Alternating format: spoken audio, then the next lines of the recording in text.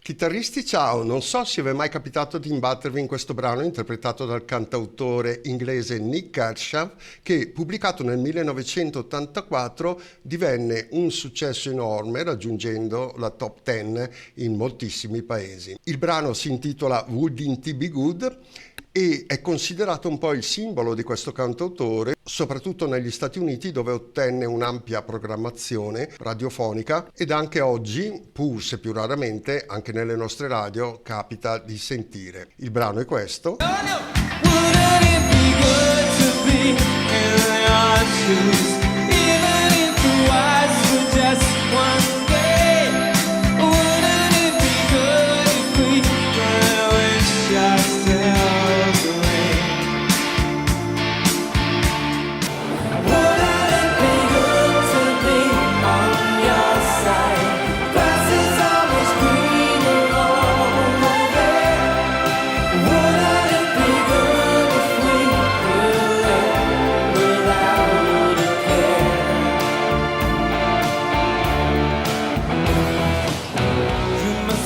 Un aspetto notevole della canzone è la sua produzione unica per l'epoca, nella quale invece di un tipico assolo di chitarra, Kershaw e il suo produttore Peter Collins crearono una vera e propria orchestra di chitarre, sovrapponendo circa 20 diverse linee di chitarra, appunto, per ottenere un suono più complesso e aggressivo. Il solo è questo.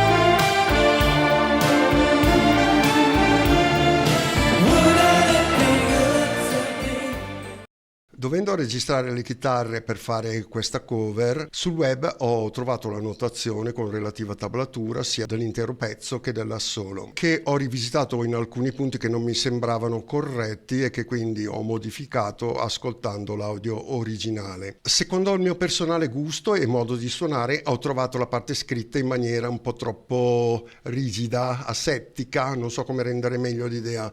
La parte che oggi suoneremmo sovrapponendo una chitarra ad un synth, come del resto hanno fatto poi nel live che abbiamo visto, così come è scritta, è questa.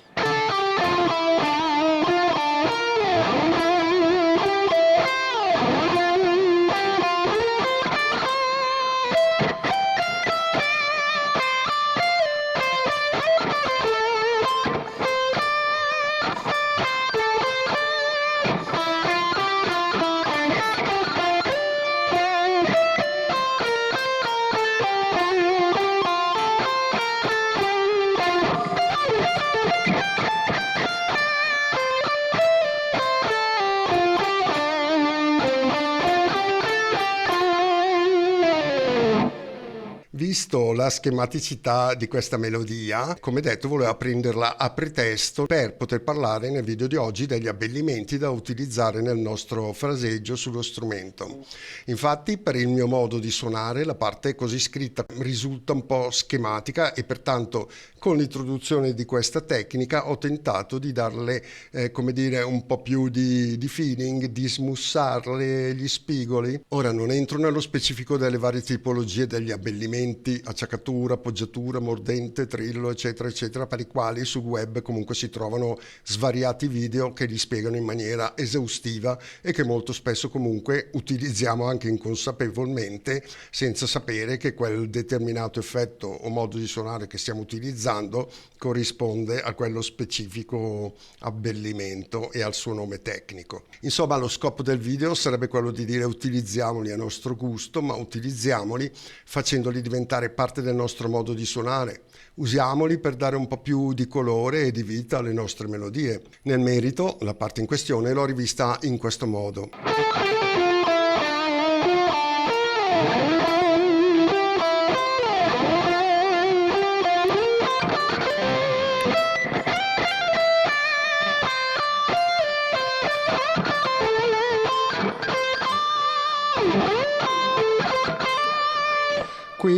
nella registrazione che poi vi faccio sentire, l'ho armonizzato questo passaggio come fa Nick Cashan dal vivo. La seconda parte.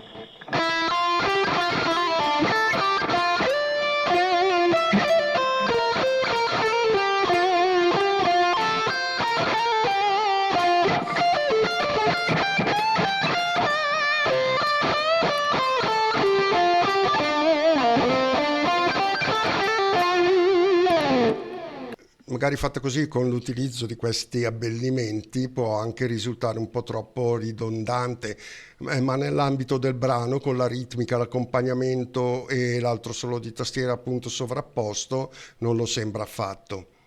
In ogni caso potete usarli anche con più parsimonia, in quantità minore o dove ritenete più opportuno, come si dice nelle ricette di cucina, usando il condimento a sentimento, a piacere, senza esagerare per non rischiare di eccedere, ma non metterlo sarebbe altrettanto deleterio, anzi forse di più. Oppure, visto che la melodia è abbastanza semplice, potreste anche solo usarlo come tema su cui esercitare questo tipo di fraseggio, che peraltro io trovo molto divertente. In proposito, il pezzo è in tonalità di re minore, quindi usa la scala minore melodica della relativa tonalità o la scala maggiore della tonalità relativa, gioco di parole, di fa, che come unica alterazione ha il si bemolle. Nello specifico, se pensassimo al Kaged, saremmo, per quanto riguarda la scala maggiore di fa, nella forma di sol, e quindi la scala sarebbe questa.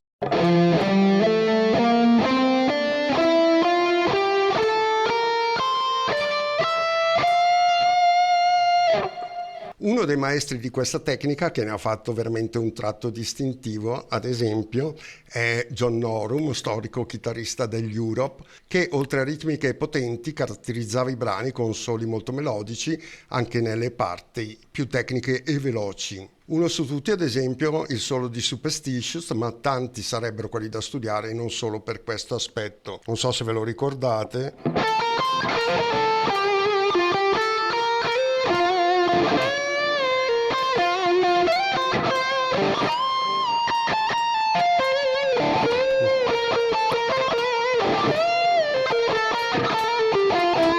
Bellissimo questo passaggio.